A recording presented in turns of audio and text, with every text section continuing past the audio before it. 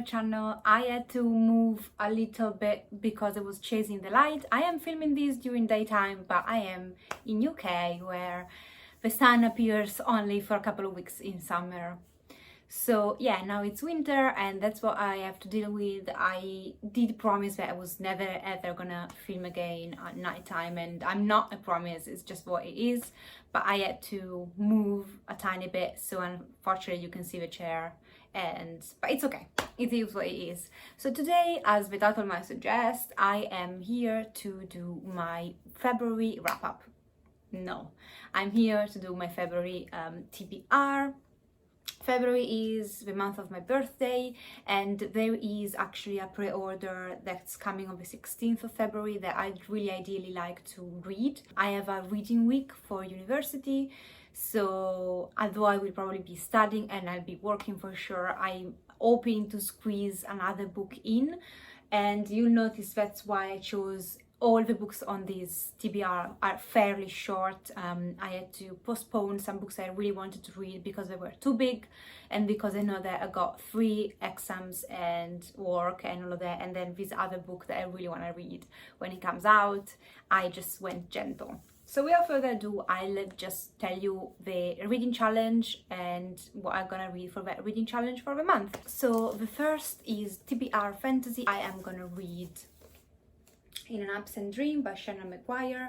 This is book number 4, if I'm not mistaken, in the series. This is a portal fantasy where you follow different characters in each book, however they are recurring characters. So I think this is about Landy, and I think we already met her in one of the previous books. And all this series is based on these children who have gone to fantasy worlds through portals, for example like Narnia, and then have come back to their world and they do not adjust, so they are taken by this lady to her boarding school in an attempt to readjust or go back to their world if you're lucky enough.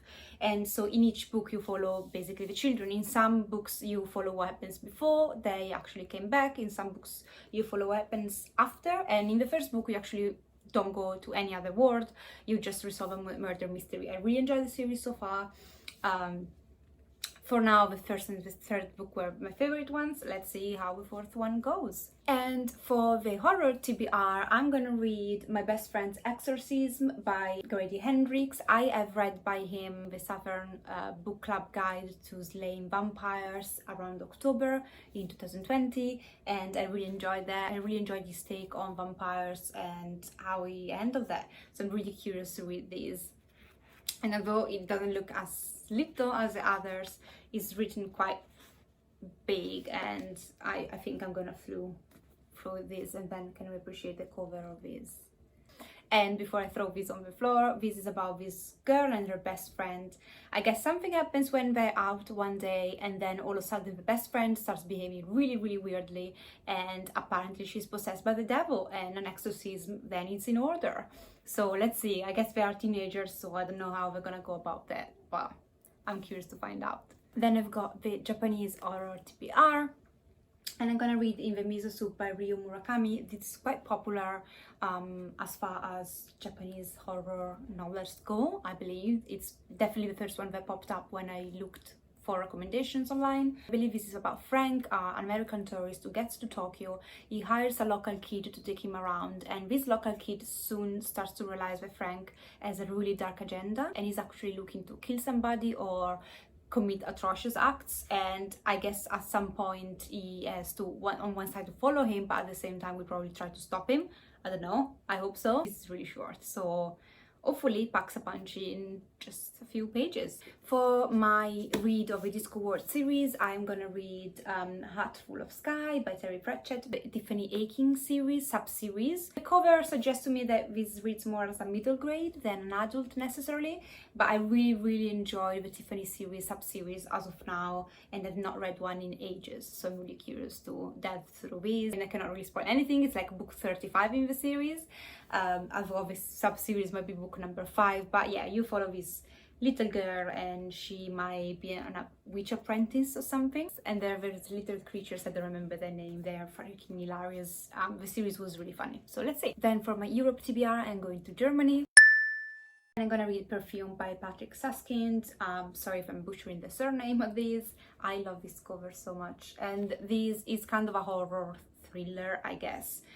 Pretty famous. There is also a movie which I've not watched. I might watch this after I've read the book, and it's about this guy who is a misanthropist, killing women to get their scent, and then creates perfume or something of the sort. I just literally know the synopsis of a movie, so I don't even know if it reflects exactly what's in here, but I think so. And I've been meaning to read this for ages since I bought this, and I never did, so it's about time. For my true crime TBR, so me reading a true crime book, this month I'm gonna go with Killer of a Flower's Moon by David Grann. There's also a movie about this, judging from the cover.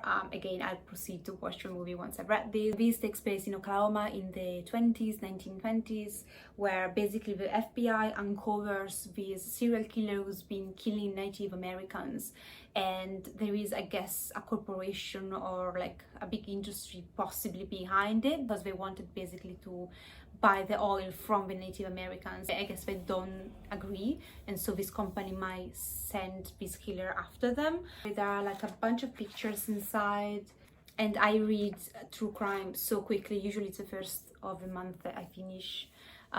So yeah, I won't have any problem finishing this. For my non-fiction, I'm gonna read Blink by Malcolm Gladwell. I loved his Talking with Strangers. It was actually featured in my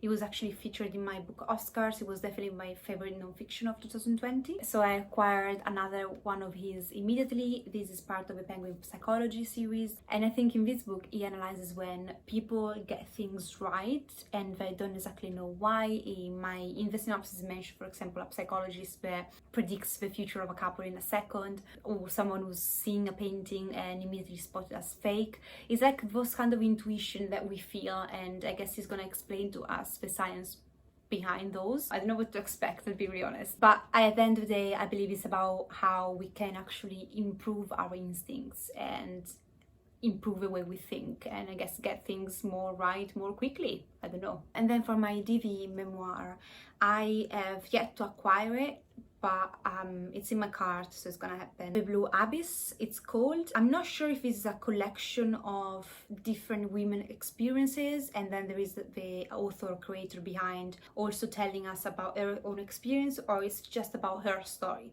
because the synopsis was really vague on Amazon and I couldn't understand well. 100% sure that this is about this woman / women who have experienced domestic abuse that was perpetrated by their partner who was part of a police force. So it's a very specific kind of abuse, if you want. I think it's pronounced OIDV, and it's a specific kind of domestic abuse. And when I do the Diary of Domestic Violence Memoirs video, I'll go in more details and I can give you a better synopsis, and also we can dive more into that topic.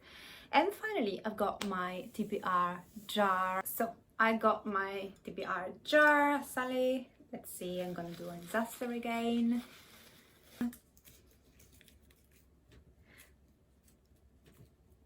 This. Oh, okay. This is the Science of Game of Thrones. It's my birthday, thank you, jar. So I can break this and throw this away. And this is the book Game of Thrones, The Science of Game of Thrones by Helen Keane. This is a well-known fiction that kind of takes a lot of elements of Game of Thrones and tells you basically why it will be physically impossible, like scientifically impossible. For example, the strange truth about zombification. I'm just reading some of the chapters. Real magic, all those kind of things. So yeah, it's gonna probably be kind of funny, quick, very quick read. And I'm actually very interested in this kind of books. I remember reading many years ago a book called What If, and it was basically answering, like, I don't know if Google or some kind of popular questions that a lot of people used to have and put on internet, and this book kind of took those questions seriously and answered those. I think it was along those lines, and I really enjoyed that book. So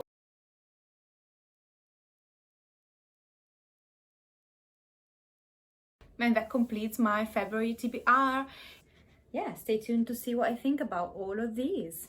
And then always I listen to audiobooks doing other stuff. So I'm a book just committed suicide. So yeah, I'll see you next time. Thank you for watching. Take care. Ciao.